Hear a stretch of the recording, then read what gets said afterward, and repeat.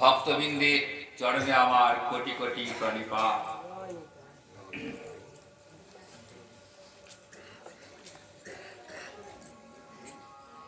আজ আমরা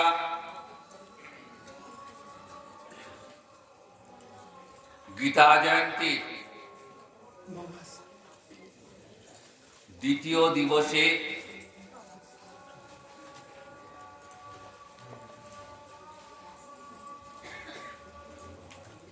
উপস্থিত হয়েছি।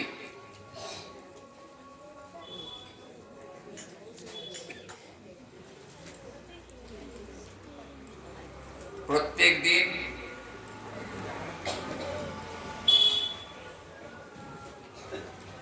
গীতার সমবেত মন্ত্রোচ্চারণ এবং সেই সঙ্গে গীতার ব্যাখ্যা।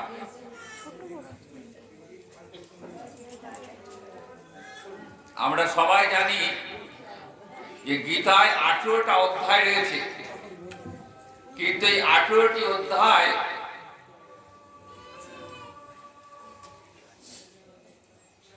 ঠিক মতো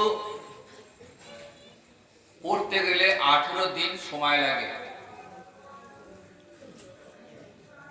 আর এই গীতার শ্লোক ঠিক মতো ব্যাখ্যা করলে, জানলে, শুনলে 18 দিন কেন 18 মাসেও এর শেষ হবে। কিন্তু আমরা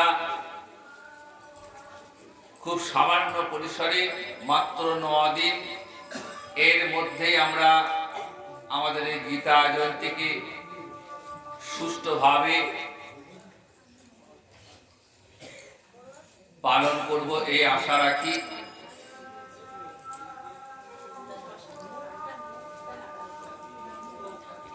তো আসুন আমরা গীতার একটু ব্যাখ্যা আস্বাদন করার চেষ্টা করি।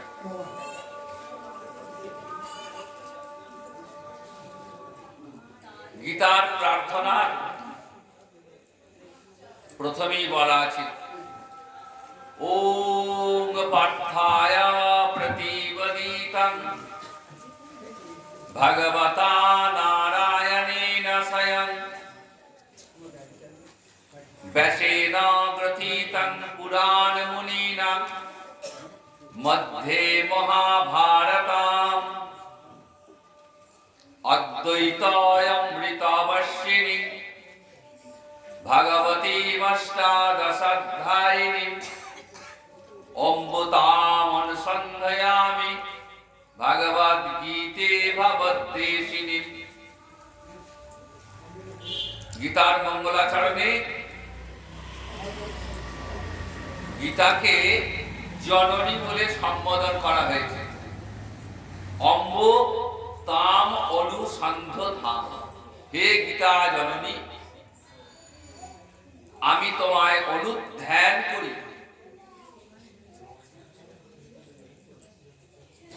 পার্থকে উপলক্ষ করে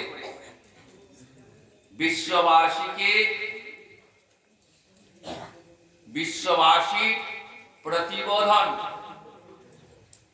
অর্থাৎ অন্তরাত্মার জাগরণের জন্যই তোমার আবির্ভাব। এই বিশ্বের জীব মায়া নিদ্রায় নিদ্রিত,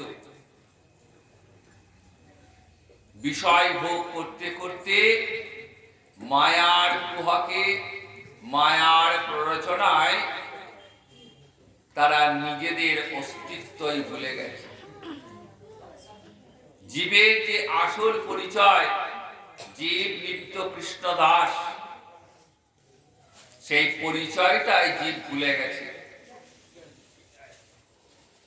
তাই সেই অন্তরাত্মা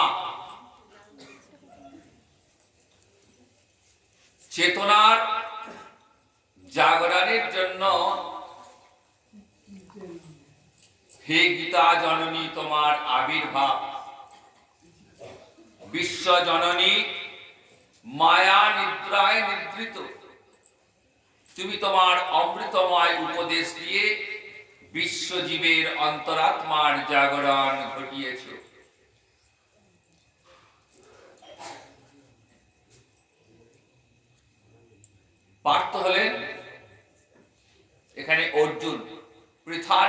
তাই পার্থ। কুন্তির আর এক নাম পৃথা, তাই পৃথার পুত্র, তাই অর্জুনকে বলা হয় পার্থ। ভগবান শ্রীহরি এখানে নর এবং নারায়ণ রূপে, নর নারায়ণ ঋষি রূপে আবির্ভূত হয়েছিলেন।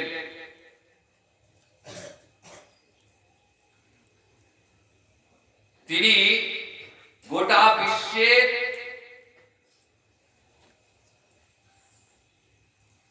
জীবের জাগরণের জন্য, প্রতিবোধনের জন্য তিনি নর এবং নারায়ণ দুই রূপে অবতীর্ণ হলেন। এখানে সমস্ত নরের প্রতিনিধি হলেন স্বয়ং অর্জুন। তাই অর্জুনকে উপলক্ষ করে যে উপদেশ, সেটা আসলে সমগ্র বিশ্বের জীবকে কে দান করলেন? স্বয়ং ভগবান নারায়ণ, ভগবতা নারায়ণ স্বয়ং। আর সেই উপদেশকে মহাভারতের মধ্য দিয়ে গ্রন্থন করলেন পুরাণ মুনি ব্যাসদেব। এই ব্যাসদেবকে ছিলেন পরাশর ঋষির পুত্র, কৃষ্ণ দ্বৈপায়ন বেদব্যাস। এই ব্যাসদেব আর কেউ নন, তিনি সাক্ষাৎ নারায়ণের অবতার। নারায়ণই ব্যাস রূপে অবতীর্ণ হয়েছেন, নারায়ণের সপ্তাবিশ অবতার।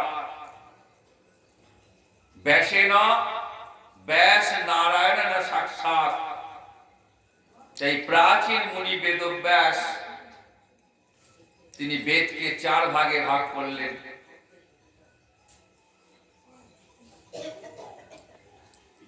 কারণ বেদ এক বিশাল এবং এর অর্থ অত্যন্ত কঠিন। বিষয়ভোগী জীবের পক্ষে এই বেদের অর্থ একটা জন্মে উদ্ধার করা কঠিন। তাই ব্যাসদেব কৃপা করে মহাভারতের মধ্য দিয়ে বেদের অর্থকে প্রকাশ করে। এই মহাভারতে যে ভীষ্ম পর্ব রয়েছে, সেই ভীষ্ম পর্বের অন্তর্গত গীতা, 700টি শ্লোক গীতা নামে পরিচিত এবং জগতে একটি পৃথক গ্রন্থ রূপে সমাদৃত। ব্যাসেনা গ্রথিতাং পুরাণ মুনিনা মধ্যে মহাভারত। সেই অদ্বৈত রূপ অমৃতময় তত্ত্ব। অদ্বৈত মানে নদ্বৈত, বললেন এই বিশ্বে অনন্ত কোটি ব্রহ্মাণ্ডে এক ভগবান, তার আর দ্বিতীয় কেউ নেই। তিনি এক, তিনি অদ্বিতীয়। বেদের মূল ভাবনা, মূল বিষয়। তাহলে জগতে আমরা যে বহু দেখি, সেই দেখাটা বললেন ভুল, ভুল দেখা। তিনি এক, তিনি অদ্বিতীয়। আর যে বহু আমরা দেখি, সেই একই প্রকাশ। তাই বেদ বললেন একং সৎ বিপ্রা বহুদা বদন্তি। তিনি এক, পণ্ডিতেরা তাকে বহু রূপে বহুভাবে বর্ণনা করেছেন। এই গীতার 18টি অধ্যায়।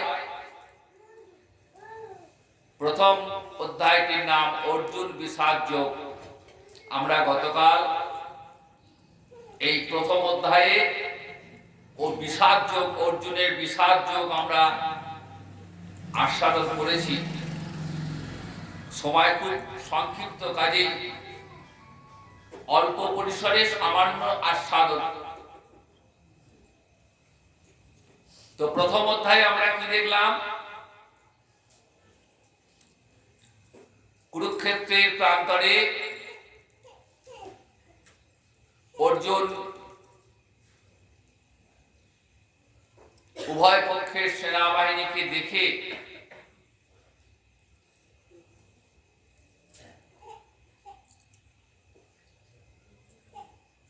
তিনি ধর্ম সংরক্ষিতা হয়ে পড়েছেন, ধর্ম সংকটে পড়ে গেছেন। যুদ্ধক্ষেত্রে দাঁড়িয়ে দেখছেন যে যাদের সঙ্গে যুদ্ধ করবেন তারা সকলেই তার প্রিয়জন, আপনজন, সবাই আত্মীয়, ভ্রাতা, বন্ধু, গুরুবর্গ, সেখানে দুর্যোধন আদি ভ্রাতাগণ, গুরুদেব দ্রোণাচার্য, পিতামহ ভীষ্ম, সম্বন্ধী শ্যালক, সবাই আত্মীয়, সবাই নিজের পরিজন। তাই এদেরকে দেখে মনে মনে ভাবছেন যে এদের অঙ্গে আমাকে আঘাত করতে হবে, এরা যুদ্ধে নিহত হবে, আর এদের রক্তমাখা সম্পদ আমি ভোগ করব। তাই মনে মনে স্থির করলেন দরকার নেই, আমার এমন রাজ্যের প্রয়োজন নেই যেখানে আমার প্রিয়জন থাকবে না। প্রিয়জনকে হারিয়ে তাদের রক্তমাখা সম্পদ ভোগ করব। আমার বংশের স্ত্রীরা বৈধব্য যোগ প্রাপ্ত হবে, বংশে বর্ণ সংকর উৎপন্ন হবে, স্ত্রীরা ব্যভিচারিণী হবে, আর এই সব কিছুর জন্য আমাকে অভিসম্পাত করবে। বলে সব কিছুর জন্য তুমি দায়ী। তাই জেনে শুনে এমন অধর্মের কাজ আমি করতে পারবো না। রথের উপর ধনুর্বাণ ত্যাগ করে বসে পড়লেন। কৃষ্ণকে বলছেন, হে গোবিন্দ, ন যোৎসে, আর আমার যুদ্ধ করার কোনো ইচ্ছা নেই। যে আগ্রহ উদ্দীপনা নিয়ে এসেছিলাম সেই আগ্রহটা হারিয়ে গেছে। ভগবান অর্জুনের রথের সারথি, স্বয়ং ভগবান তিনি আজ কুরুক্ষেত্রের প্রান্তরে অর্জুনের রথটাকে নিয়ে এসেছেন। অর্জুনের ইচ্ছায় তিনি আজ তার রথের সারথি হয়েছেন এবং তার আদেশ পালন করছেন। দেখুন, ভগবান ভক্তের আদেশ পালন করছেন। সেই জন্য গীতাকে বলা হয় সর্বশাস্ত্রময়ী। গীতা এমন এক শাস্ত্র, যে শাস্ত্র অধ্যয়ন করলে আর অন্য কোন শাস্ত্র অধ্যয়নের রুচি হয় না। কোন শাস্ত্রে আছে ভগবান ভক্তকে ভক্তের আদেশ পালন করছেন? একমাত্র গীতাতেই আমরা প্রথম দেখি ভগবান ভক্তের আদেশ পালন করছেন। অর্জুনের কথা মতো উভয় পক্ষের সৈন্য সমাবেশের মাঝে রথটাকে স্থাপন করেছেন এবং যখন ধনুর্বাণ ত্যাগ করে বসে পড়লেন, তখন এইবার ভগবান শ্রীকৃষ্ণ তিরস্কার করছেন অর্জুনকে। কি বলছো অর্জুন? যুদ্ধের দামামা বেজে গেছে, উভয় পক্ষ সৈন্য সমাবেশ করেছে, যুদ্ধ শুরু হতে আর বাকি নেই, আর তুমি কিনা বলছো যুদ্ধ করবো না? চরম সংকট কাল, এই মোহ তোমার কোথা থেকে এলো? দেখো অর্জুন, তোমার এই কাজটা অনার্য জনচিত। তুমি আর্য জাতি, দেশ রক্ষা করা, প্রজা পালন করা, ধর্ম রক্ষা করা তোমার কর্তব্য। আর তোমার এই সময়ে কোথা থেকে মোহ জন্ম হলো? কুতস্থা কস্মলম ইদং বিষমে সমুপস্থিতম অনার্যষ্টম সর্গম কীর্তিকরম অর্জুন। প্রথম অধ্যায়ে দেখবেন কোথাও শ্রী ভগবান উবাচক বলা নেই। প্রথম অধ্যায়টা শুধু অর্জুনের বিষাদ, নিজের পরিবার পরিজন আত্মীয় স্বজনকে দেখে অর্জুন বিষাদ মগ্ন হয়েছেন। ভগবান শুধু অর্জুনের কথা শুনে গেলেন। দ্বিতীয় অধ্যায়ে প্রথম আমরা দেখি শ্রী ভগবান উবাচ, আচার্য শঙ্কর বলছেন যে গীতার শুরু এইখান থেকে। আচার্য শঙ্কর বললেন, হে জগতের জীব, তোমরা চুপ করে কান পেতে শোনো, ভগবান উপদেশ দান করছেন। সেই ভগবান শ্রীকৃষ্ণ স্বয়ং ভগবান, তিনি অর্জুনকে উপলক্ষ করে সমগ্র বিশ্ববাসীকে যে উপদেশ দান করলেন, কেমন করে আমিত্ব বিসর্জন দিয়ে মোহ দূর করে কৃষ্ণ চরণে আশ্রয় নিতে হয়। অর্জুনের মোহ নাশ করবেন তিনি। তাই বলছেন, দেখো অর্জুন, তোমার এই সময় এই অনার্য জনচিত কাজ কখনোই ঠিক নয়। তুমি ক্ষত্রিয় সন্তান, যুদ্ধ করা তোমার কর্তব্য। তুমি সব্যসাচী, তুমি ওঠো ধনুর্বাণ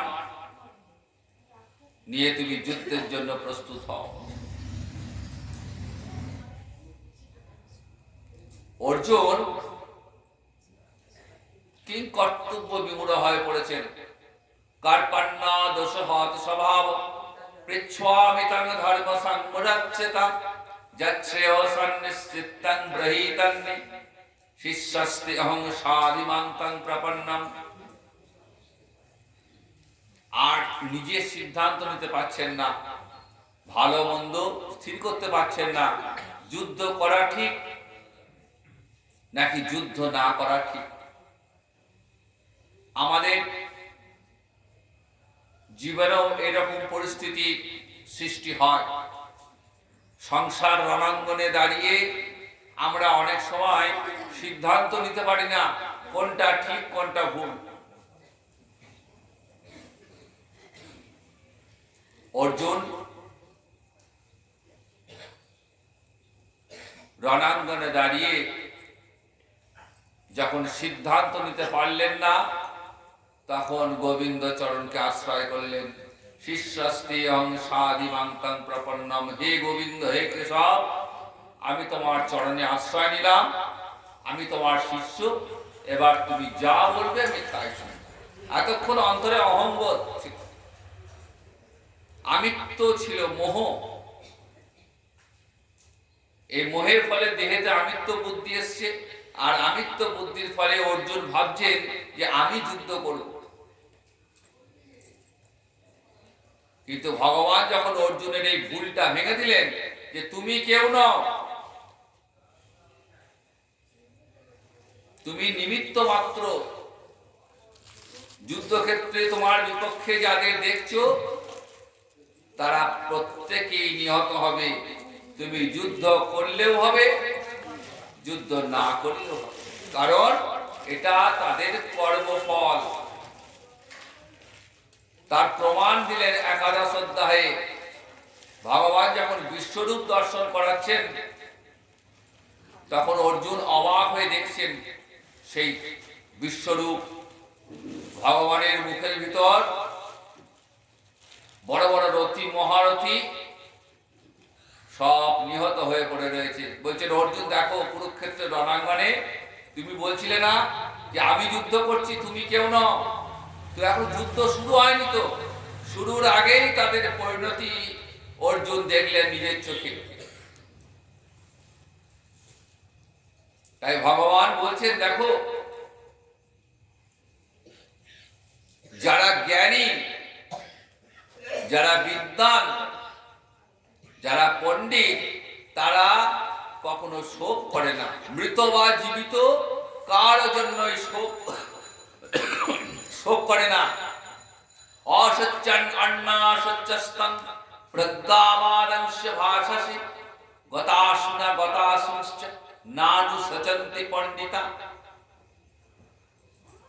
মৃত বা জীবিত কারো জন্য তারা শোক করে না।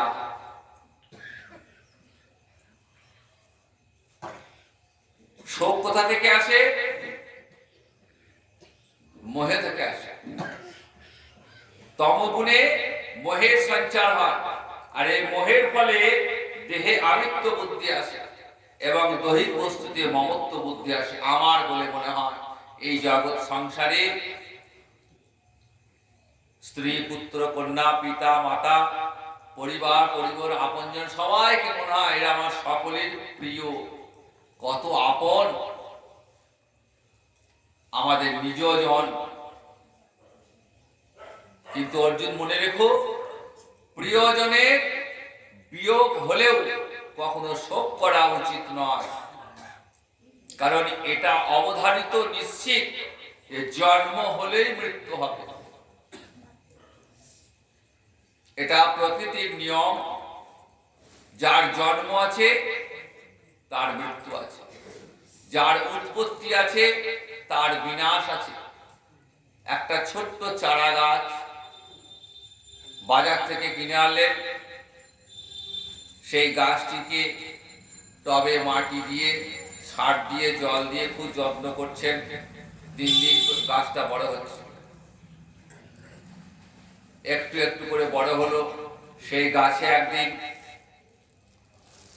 ফুল ধরলো, ফল ধরলো, সব আপনার চোখের সামনে ঘটছে। আস্তে আস্তে আস্তে আস্তে গাছটা এক সময় শুকোতে লাগলো। জল, সার যতই দেওয়া হোক না কেন, সেই গাছ কিন্তু আর আগের অবস্থায় ফিরে আসবে না, কারণ এই প্রকৃতির যা কিছু সব পঞ্চভূতের বিকার। ক্ষিতি, অপ, তেজ, মরুত, বম,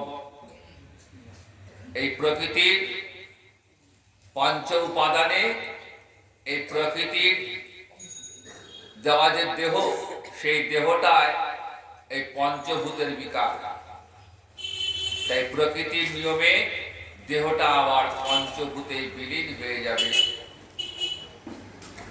এই দেহটার 6টা ভাব বিকার রয়েছে। জায়তে জন্ম গ্রহণ করে, দেহটা প্রথমে মাতৃ জঠরে প্রকৃতির নিয়মে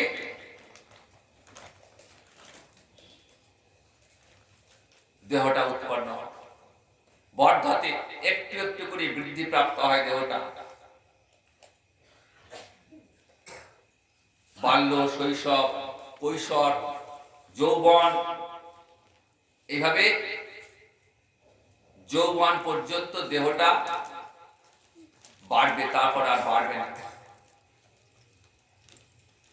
যৌবনের প্রান্ত দেশে পৌঁছানোর পর প্রৌঢ়ত্ব আসবে। প্রৌঢ়ত্ব যেই আসবে, তখন সেই যৌবনের রূপ, লাবণ্য, সৌন্দর্য আর কিছুই থাকবে না। ক্ষয় শুরু হলে এবার দেহের ক্ষয়, মাথার চুলে পাক ধরে যাবে, কান শ্রবণ শক্তি হারাবে, চোখের দৃষ্টি শক্তি কমে আসবে, একে একে ইন্দ্রিয়গুলোর ক্ষয় শুরু হবে। এর নাম অপক্ষ্যতি। এরপর বিনশ্বতি, মানুষ মৃত্যুর কোলে ঢলে পড়ে। যখন আর এই দেহটা কোনো কাজে লাগবে না, তখন এই দেহটা প্রকৃতির নিয়মে পঞ্চভূতে বিলীন হয়ে যাবে, এর কোনো ব্যতিক্রম নেই। সুতরাং যেদিন জন্মগ্রহণ হয়েছে, সেই দিনই মৃত্যু দিনটাও নিশ্চিত হয়ে গেছে। কিন্তু এই যে দেহটা, এই দেহটার ভিতরে আর একটা দেহ রয়েছে, যেটাকে বলা হয় সূক্ষ্ম দেহ। সেই দেহটা কিন্তু চোখে দেখা যায় না। এই সূক্ষ্ম দেহটা কিন্তু চোখে দেখা যায় না। মৃত্যুর পূর্বে এই সূক্ষ্ম দেহটা কি করে? দেহি বা জীবাত্মাকে সঙ্গে নিয়ে আবার একটা অন্য দেহে প্রবেশ করে। ঠিক যেমন করে আমরা আমাদের পুরাতন বস্ত্র ত্যাগ করে নতুন বস্ত্র পরিধান করি, আমাদের যে পরনের বস্ত্র যখন পুরনো হয়ে যায়, ছিঁড়ে যায়, নোংরা হয়ে যায়, আর ব্যবহার করা যায় না, আমরা সেটা ত্যাগ করে নতুন বস্ত্র নিই। এই জীবাত্মাও সেরকম। দেহের ভিতরে জীবাত্মা রয়েছেন। এই জীবাত্মা যখন এই দেহটা পুরাতন হয়ে যাবে, সেই পুরাতন দেহটাকে ত্যাগ করে আবার একটা নতুন দেহে প্রবেশ করবে। বসংসি জীর্ণানি যথা বিহায় নবানি গৃহ্ণাতি নরূপরাণি তথা শরীরানি বিহায় জীর্ণনন্নানি সংজাতি নবানি দেহি। এই পুরাতন দেহ পরিত্যাগ করে নতুন দেহে প্রবেশ করবে। আমাদের যে দর্শন শাস্ত্র, ভারতবর্ষে যে দর্শন, সেই দর্শনে বলছে জীবের মৃত্যু হয় না। আমরা মৃত্যুতে শোক পালন করি, শোক জ্ঞাপন করি, কিন্তু আমাদের দর্শন শাস্ত্র বলছে জীবের মৃত্যু নাই। তাহলে কি হয়? দেহান্তর হয়। এক দেহ থেকে আর এক দেহে গমন। তৃণ জলৌকাবৎ। জলা জায়গায় যেমন যোগ কি করে, একটা তৃণ থেকে ছেড়ে আর একটা তৃণকে আশ্রয় করে, ঠিক সেরকম এই জীবাত্মা এই পুরাতন দেহটাকে ত্যাগ করে আবার একটা নতুন দেহে প্রবেশ করে। এইভাবে 84 লক্ষ জীব দেহে ভ্রমণ। কর্মফল ভোগ করবার জন্য এই জীব জগতে আসতে হবে। 84 লক্ষ জীব দেহে ভ্রমণ চলবে। পশু পক্ষী কীট পতঙ্গ ইত্যাদি 84 লক্ষ জীব দেহে ভ্রমণ। এই দেহটাকে বলা হয়েছে ক্ষেত্র। আর এই দেহরূপ ক্ষেত্রে আছে 11 ইন্দ্রিয়। কর্মফল ভোগের জন্য এই দেহ এবং ইন্দ্রিয়। এই দেহটা কেন? কর্মফল ভোগ করবার জন্য। এবং ইন্দ্রিয়গুলিও এই কর্মফল দেহের সঙ্গে সঙ্গে ভোগ করছে। যে আমি যেমন যেমন ভাবে চালনা করব, ইন্দ্রিয়গুলো সেভাবে চালিত হবে। এইভাবে যতদিন না কর্মের ধ্বংস হচ্ছে, ততদিন কিন্তু এই পৃথিবীতে যাওয়া এবং আসা চলতেই থাকবে। সুতরাং এটা অবশ্যম্ভাবী। এই স্থূল দেহটার বিনাশ হলেও সূক্ষ্ম দেহটা কিন্তু থেকেই যাবে মুক্তির পূর্ব পর্যন্ত, যতক্ষণ পর্যন্ত না মুক্তি হচ্ছে। মুক্তি হয়ে গেলে আর এই সূক্ষ্ম দেহটাও থাকবে না। কিন্তু জীবাত্মা এই স্থূল দেহ এবং সূক্ষ্ম দেহ দুটোই থেকে পৃথক। কারণ এই জীবাত্মা হলো পরমাত্মার অংশ।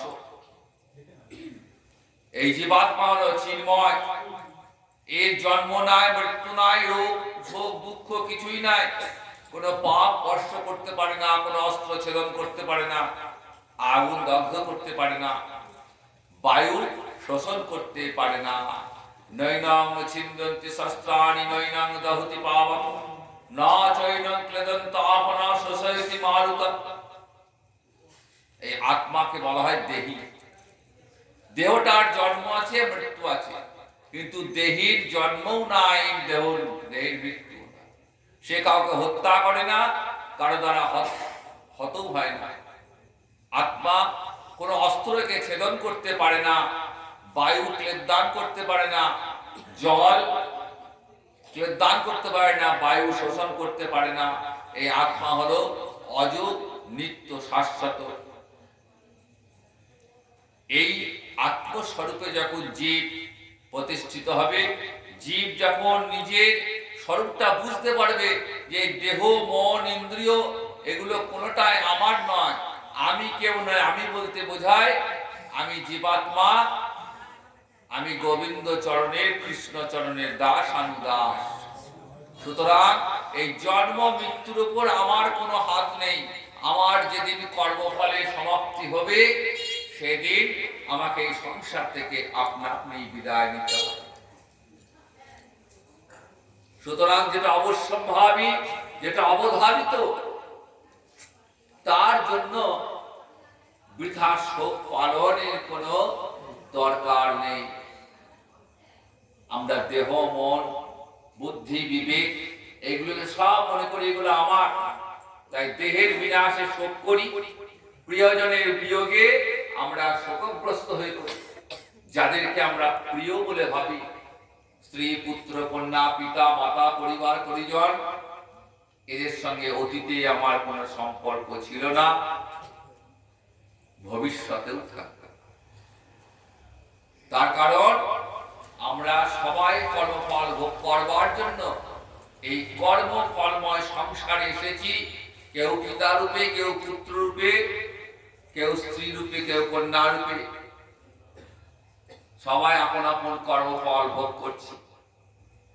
কর্মফল ভোগ যে হয়ে যাবে, আবার নতুন কোন সংসার পান্থশালায় যেতে হবে কর্মফল ভোগ করবার জন্য। ঠিক যেমন আগেকার দিনে সরাইখানা থাকছিল, যখন ট্রেন বাস চলতো না, মানুষ যখন এক দেশ থেকে অন্য দেশে পায়ে হেঁটে পাড়ি দিত, তখন রাতের বেলায় বিশ্রামের জন্য রাস্তার ধারে ধারে সরাইখানা থাকতো, পান্থশালা বলা। বিভিন্ন দেশের মানুষ এই সরাইখানায় আশ্রয় নিত রাতের জন্য। সারা রাত তাদের মধ্যে কত গল্প, কত বন্ধুত্ব, যেন কতদিনের চেনা গল্প শেষ হয় না। সারা রাত গল্প করে করে কেটে গেল। সকাল হওয়া মাত্রই সূর্যের আলো যে ফুটলো, আবার যে যার গন্তব্যের দিকে এগিয়ে গেল। আর কিন্তু কারোর সঙ্গে কারো দেখা কোনোদিন হবে না, ওই এক রাতের পরিচয়। এই সংসার পান্থশালাতেও আমাদের এরকম এক রাতের পরিচয়। কর্মফল ভোগ করবার জন্য আমরা এই সংসারে রয়েছি। যেদিন কর্মফল ভোগ শেষ হয়ে যাবে, আবার নতুন কোন সংসার পান্থশালায় আমাদের পৌঁছতে হবে। সুতরাং যেটা অবশ্যম্ভাবী, অবধারিত, তার জন্য বৃথা শোক করে লাভ নেই। এই আত্মস্বরূপে যখন জীব প্রতিষ্ঠিত হবে, তখন জীবের আর এই মোহ, শোক, দুঃখ গুলো কিছুই থাকবে না। ঘুরতে ঘুরতে ঘুরতে ঘুরতে যেদিন জীবনে সাধু সঙ্গ লাভ হবে, গুরু কৃপা লাভ হবে, তখন জীব তার স্মৃতি ফিরে পাবে। জীব আমরা স্মৃতি হারিয়ে ফেলেছি, আমরা আমাদের পরিচয়টাকে হারিয়ে ফেলেছি। আমরা যে নামে আমরা পরিচিত, এখানে আমরা এই জগতে আমরা বিভিন্ন নামে পরিচিত। কেউ বা শিক্ষক, কেউ বা ডাক্তার, কেউ বা উকিল, কেউ বা ধনী, কেউ ব্যবসায়ী। সেইটা কি আমরা আমাদের স্থায়ী পরিচয় ভাবি, কিন্তু এটা স্থায়ী পরিচয় নয়, অস্থায়ী পরিচয়। এই জন্মে যে ধনী, পরজন্মে সে গরিব। এই জন্মে যে স্ত্রী, পরজন্মে সে পুরুষ। এই জন্মে যে ডাক্তার, পরজন্মে সে ডাকাত। এগুলো কোনোটা স্থায়ী পরিচয় নয়, এটা শুধুমাত্র কর্মফল ভোগ। ঘুরতে ঘুরতে যেদিন জীবের এই স্মৃতি ফেরত আসবে যে আমি দেহ নয়, মন নয়, ইন্দ্রিয় নয়, আমি শ্রী গোবিন্দের শ্রীচরণের দাস অনুদাস, সেই দিন জীবের মঙ্গলের দরজা খুলে গেল। আর জীবকে পিছন ফিরে তাকাতে হবে না। সাধু সঙ্গ লাভে, গুরু কৃপায় জীব তার স্মৃতি ফেরত পাবে। এইভাবে ভগবান অর্জুনকে বোঝালেন। অর্জুনের আস্তে আস্তে আস্তে আস্তে মোহ ভঙ্গ হচ্ছে। এরপর যত আমরা এগোবো, আস্তে আস্তে অষ্টাদশ অধ্যায়ে গিয়ে ভগবান সেই পরম কথাটি শোনালেন গোটা বিশ্বের জীবকে। দেখো অর্জুন, তোমাকে আমি সব কর্মযোগ, জ্ঞানযোগ, ভক্তিযোগ সব বললাম। এই সব কিছু শোনার পর তুমি তোমার সমস্ত কর্মফল আমার চরণে সমর্পণ করো। সর্বধর্মান পরিত্যজ্য মাম একং শরণং ব্রজ। একমাত্র আমিই আছি, তাই আমার চরণে আশ্রয় নাও, আমি তোমায় সর্বতোভাবে রক্ষা করি। আর তুমি সমস্ত কর্মফল আমার চরণে সমর্পণ করে তুমি কর্ম করো, তাতে কোনো পাপ হবে না। এই দ্বিতীয় অধ্যায়ে রয়েছে স্থিতপ্রজ্ঞ যোগ। অর্জুনের মনে অনেক প্রশ্ন জেগেছে, আর ভগবান একে একে ভগবানের অর্জুনের সেই প্রশ্নের উত্তর দিয়ে অর্জুনের কৌতূহল নিবারণ করেছেন। তো আমরা একটু স্থিতপ্রজ্ঞ যোগটাও আস্বাদন করব। আমাদের মাঝে শ্রী গুরুদেব আছেন, তিনি একটু এই স্থিতপ্রজ্ঞ যোগ সুন্দর করে আপনাদেরকে আস্বাদন করাবেন। আপনারা একটু আস্বাদন করুন। আজ আমি এখানে বিশ্রাম নিচ্ছি। জয় নিতাই, জয় জয় জয় ভগবদ গীতা কি জয়, জয় শ্রীমদ্ ভগবদ গীতা কি জয়, শ্রীমদ্ ভগবদ গীতা কি।